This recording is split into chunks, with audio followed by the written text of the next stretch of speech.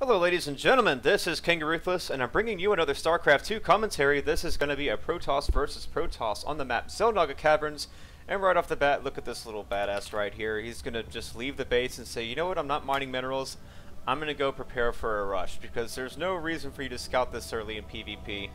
But anyways, let me go on a little bit about the players here. It is going to be a pre-VP on Xel'Naga.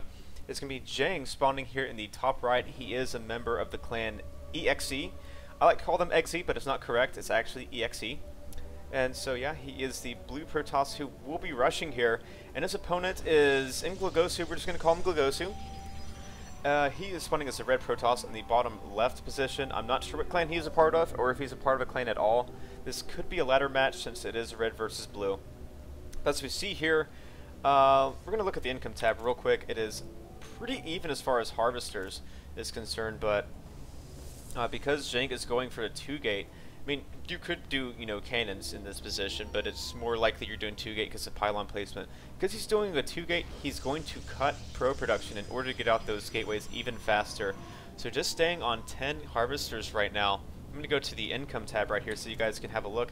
So his opponent right now is going to be on 12 harvesters. He's going to have a 13th one out here soon, shortly. Training another one, so he's going to be up on 14. And he is going to make an assimilator, and I guarantee you once he spots that there's this 2-gate here, he's going to immediately cancel that Vespane Geyser, and he's going to throw down another building, maybe another gateway or another or a forge. So that's what you do for crisis management when you're having to fend off against a 2-gate. Now notice that little drone was back there by Jjang, just kind of scouting around, see what was back here, maybe seeing if he could throw down a pylon to wedge himself in to make his 2-gate even stronger. But I guess this could technically be the reason why this buildings were placed back here. I don't agree with the way these pylons are placed. It doesn't make sense for this guy to be way back here. But anyways, we do see the harvesters is now 14 to 12. This drone for Jjang is going to try and be annoying. We'll get stuck trying to mineral walk, but a smarter thing to do actually is to set a hotkey to this mineral patches and then just get out like that. So anyways, the first zealot is out for Jjang, and so is the first zealot for nGlegosu.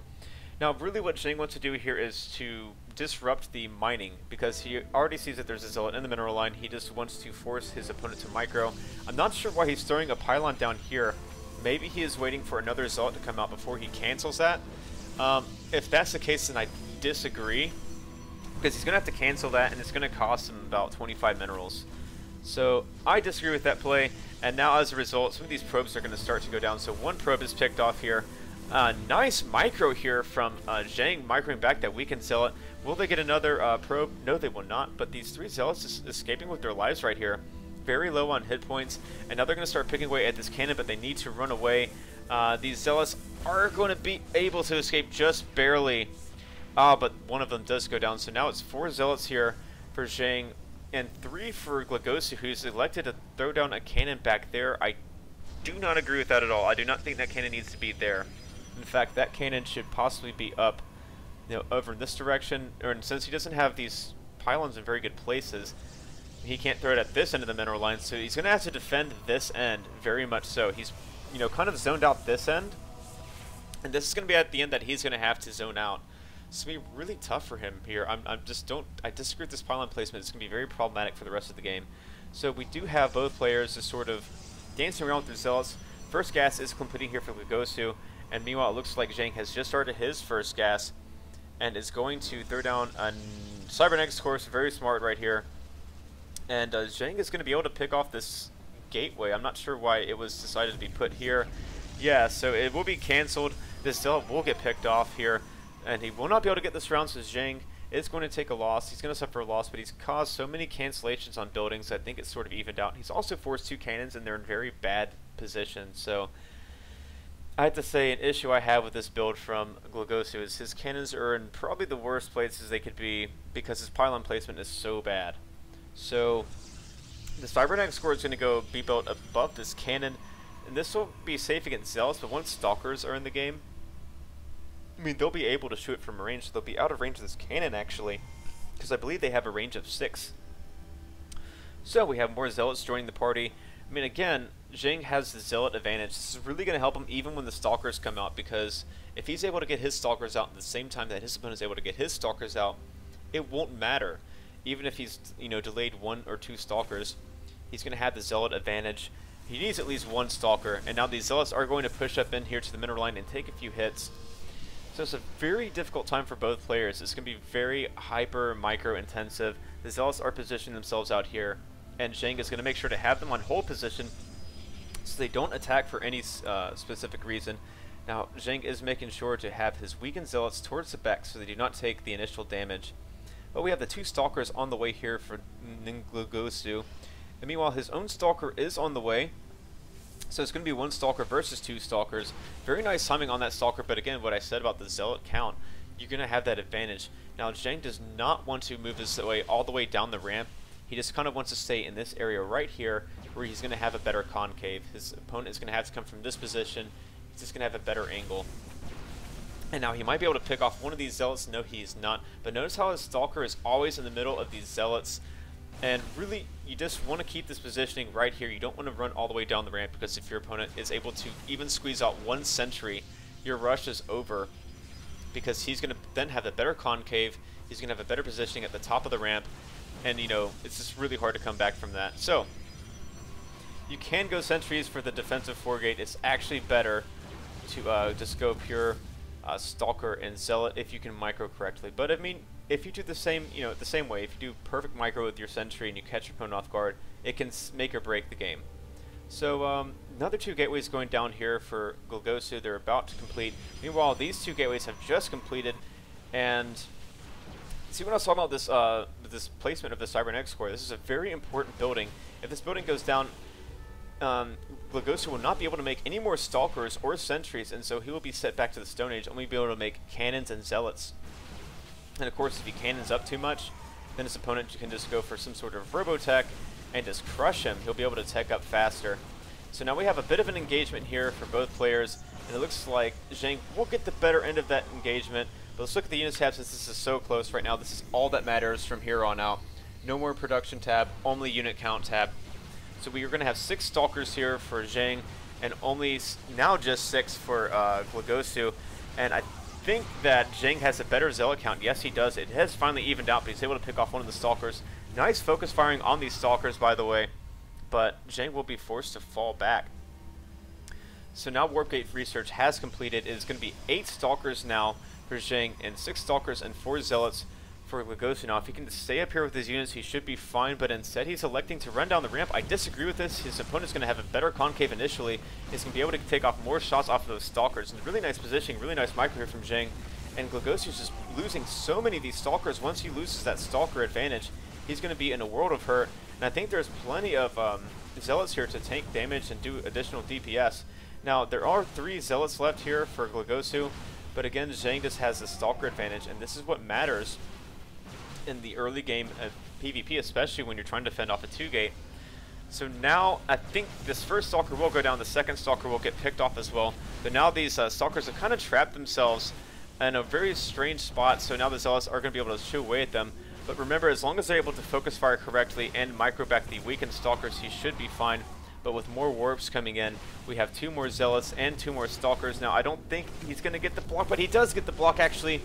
So the Stalkers are able to block these Zealots, these Stalkers in, and this might be what nGlegosu needs to get back in the game. But look at the supply advantage here for Jjang. He does have a Zealot advantage. Like, again, that's very important. He is down 1 Stalker, though, so he's really going to have to start his macro. But again, let's look at that, you know, workers count tab. 24 to 19, he's going to be able to make more units altogether. It's going to be really hard for nGlegosu to keep up this production for long, especially taking 2 gas. I don't understand this. He should not be taking a 2nd gas in this situation, unless he was going to tech up, in which case he needs to maintain this position at the top of the ramp, get a force field down here while he techs up to something like Robo and gets out an Immortal. But at this point in time, it's just very neck and neck. And it looks like the Zealot advantage is once again going to go to Jjang, who's able to drive back his opponent entirely. Nice control here. He might be able to pick off a pylon, but the Stalkers are engaging again. Now the Zealots are starting to engage into the cannon fire, so they are going to be enraged with the cannon, and he's going to lose a couple of these Zealots unnecessarily. But once again, it is 8 Stalkers and 3 Zealots, so 6 Stalkers and 3 Zealots. He spent a lot of money on this cannons, and this cannon right here is not doing a whole lot of good. That could have been a Zealot and a half. So proxy pylon going down here for Jjang. Well, a closer proxy pylon, a warpin pylon, as you can say, for the high ground. And again, a lot of Zealots being picked off here, but they are going to get chased back. More Zealots coming in here for Jjang. And again, it's just a game of cat and mouse, but look at the supply lead for Jjang. It's just getting on up there, and this is because he has better production. It's because he has better macro. He has a higher worker count. Some Zealots being back here being lazy, but this unit, these units here for nGlegosu are now cornered. A lot of Stalkers taking a lot of hits from these Zealots and Stalkers, and it looks like he will lose the Stalker advantage. And it doesn't matter that he's, he has this part defended. He cannot leave his base. He cannot freely tech up. He's just in a world of hurt right now, and Zhang's got the clear Stalker advantage. This game is about clearly won here for Jjang. All he has to do is pick off the Cybernetics core, and it's lights out. So more Stalkers warping in off the high ground. Zealots in the back, and it looks like we're going to have a little bit more of a micro battle. Stalker's getting a little bit too close to that cannon, but they are going to be able to pick off the Cybernetics core. And ladies and gentlemen, that's going to do it for the game. Once that Cybernetics core goes down, that is game. There is no way he's going to be able to come back from this. He's only going to be able to make Zealots. Stalkers can kite those for days, and he already has a massive Stalker advantage on his opponent. So he's just going to be able to pick off more and more and more units. And once these Zealots warp in, even before that, I'm sure, whiff of a force field, it doesn't even do that much good. It's sort of a last-ditch effort force field. That'll do it for the game. Jjang takes it with really nice micro, really nice, strategy, and just making sure that he has his units in the right position at all times, and he doesn't overcommit. He never overcommits to any attack, and that's something I have to commend him on there. He did kind of get greedy up in here. He was able to pick off some Stalkers, but in return he lost all of his Stalkers. But really, nGlegosu just did not handle this crisis very well. I mean, I do like the Forge. I think he could have been more aggressive with cannons. He could have had better pylon placement. Look at that energy field. You can't place anything back here, so I don't like this position of the pylon. And, just as well, he was able to eke out a couple more probes, which meant tons in the long term. And then he came down here, which I don't understand why he did that. I don't understand why he walked down the ramp into where these two gateways were. It just seemed destined to fail from the get-go. I mean, he didn't have any pylons in place to reinforce. It's going to take them all the time to go all the way around here and down the ramp to reinforce. So it was a really bad move on his side. But that'll do it for my first PvP cast in some time. But again, I've been your host as always, King Ruthless. Be sure to rate, subscribe, comment, favorite, all that fun stuff, and be sure to check out EXE, the clan that Jjang is a part of, as well as Kokoro. I'm sure you've seen some of his replays. And that'll do it all for this cast, guys. So I will see you next time. Peace.